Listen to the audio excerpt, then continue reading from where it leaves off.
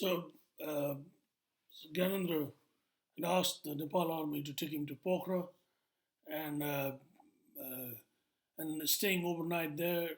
He started off by helicopter. So went from Chitwan to Pokhara on helicopter. Um, I think the very night, June 1, 2001, uh, right after the massacre happened. I think he told me. By the way, he might decline it because obviously, enormous family of people and obviously very well maintained. This rape of the woman who gave birth to me. I mean, hidden all through the life, except the siblings, close family. Her who I mean, that's the reason who tried to murder me, as I've written in the Twitter. But the rest of the family always well maintained facade that I was a miracle child born much later. So, but it doesn't bother me. I couldn't care less. So what Shamsundar Gimire, the retired brigadier general, told me is so quickly right after the massacre had happened around 9:10, he'd taken off from Chitwan to Pokhara on helicopter, and then started off late morning the following day, June 2, from Pokhara. Obviously, waiting to see how it goes.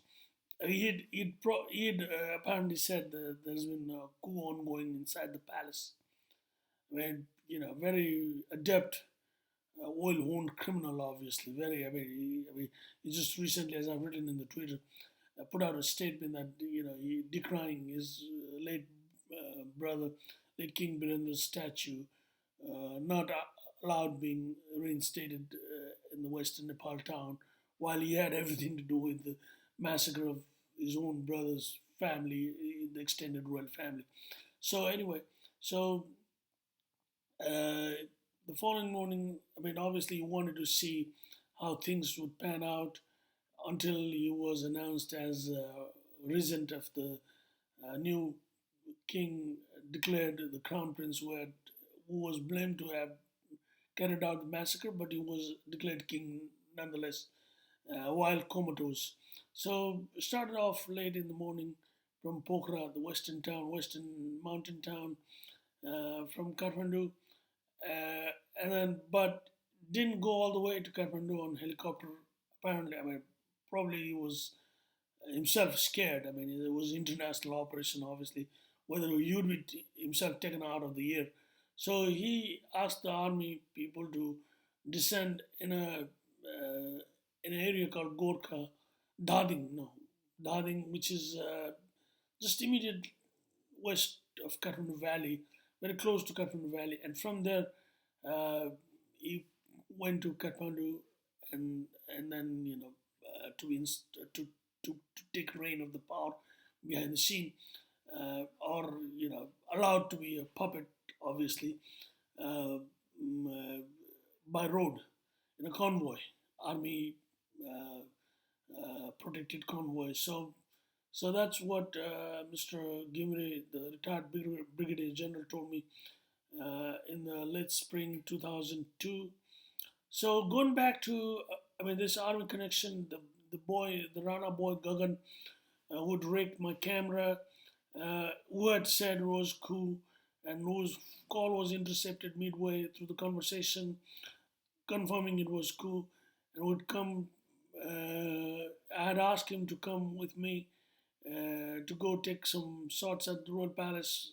Because I already had known, this boy knew things, army connected. So, as I've said in the previous videos, so after I had returned from UK in 2006, right after, like within a few days, when I was walking up from the old house area, old ancestral property, which I was forced to sell to go to Australia, as I've written in the Twitter, of the man who I thought was my father.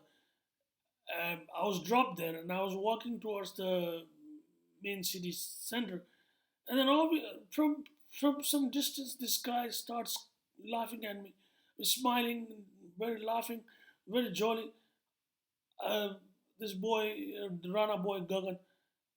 I mean, I had forgotten. I had never seen him after that. June 5 or 6. I mean, June 4 was Gannon declared king, so it must have been June 5 or 6, 5 perhaps, when I had gone to the Royal Palace to take some shots. Never seen him, never talked to him, no conversation whatsoever. So obviously it was, he was brought in to identify me. So there's that serious. So he walked towards me in Old Palace area called Basantpur, straight in the middle of the street. I mean, when I was walking, people usually walk on the side, but I was actually crossing the road, and then and six my hand. I was like, oh, you know, I'm I've just worked for a travel agent cargo company now. I didn't bother with anything. And then, um, I mean, he apparently knew I had returned from abroad. So didn't talk, just left. So that's it. They were very serious. And after that, I'll get to that later. I was actually sought to be murdered in Pokhara when I had gone on a family trip. They'd already bought the driver, family driver, and I had to keep quiet about it because I mean I'd gone back to the criminals, having left with no option in UK throughout the 2 years, put through total intel operation, sadistic, racist, criminal intel operation, as I've written in the Twitter. I would have no food in the last few days of every last week of every month because money was taken out from the stipend and I stopped paying for housing later on. I mean, probably it was told to them that not to expect as well. Later, it was the very kind liaison officer, Stephen Williams, who made of Warwick University international student liaison, who made it, you know, uh, who had it way. But still, I didn't want to give him impression that I was like just mooching everything. I had ordered. I mean, it was. I mean, I had made possible family fortune, so I had ordered money from the family, so-called family criminals. So I mean, they had to give it to me because I mean, uh, I'll get to that later. How they very criminally made it impossible for me to stay on in America as well, and then they had not allowed me to become a doctor and all those things. So I mean, they knew they had wrecked me before. I mean, out of guilty conscience as well, they'd sent me. So I paid around two to 4,000 pound on my own. But anyway, so after it was made impossible for me to stick around, I mean, I would not have stuck around anyway. I mean, even if I had come in a normal circumstance, I mean, uh, I had literally, I mean, I really didn't have any plan to stick around. But I had said to Mr. McCoss, I look forward to meeting someone because I mean, I always thought I'd meet someone to make my partner. That was, I mean, that had a bit of a tragic situation in America that I had to let go, and I didn't want to repeat that in UK. I didn't have any, as I've written in Twitter. I didn't have any option in Nepal as such because I didn't want to. I mean, I knew I was an unwanted child, and then I had to find the truth of my life, truth of my birth, and it would not be possible with any, uh, usual Nepali family, and that too was cruelly I had to compromise on, and then get through all this horror, and then the first woman was also already made part of the Int'L operation. I'll get to that. I mean, they thought I didn't know about it. I knew everything. So anyway, I mean, very, very, very reconfirming. The army boy, I mean, army, the core criminal core Rana family boy, Gagan, right after I had landed, like, the I'd landed on 6th of December, 10th of December, I think, 10th, 12th of December.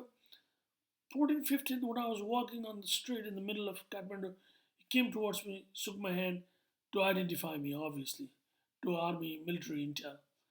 And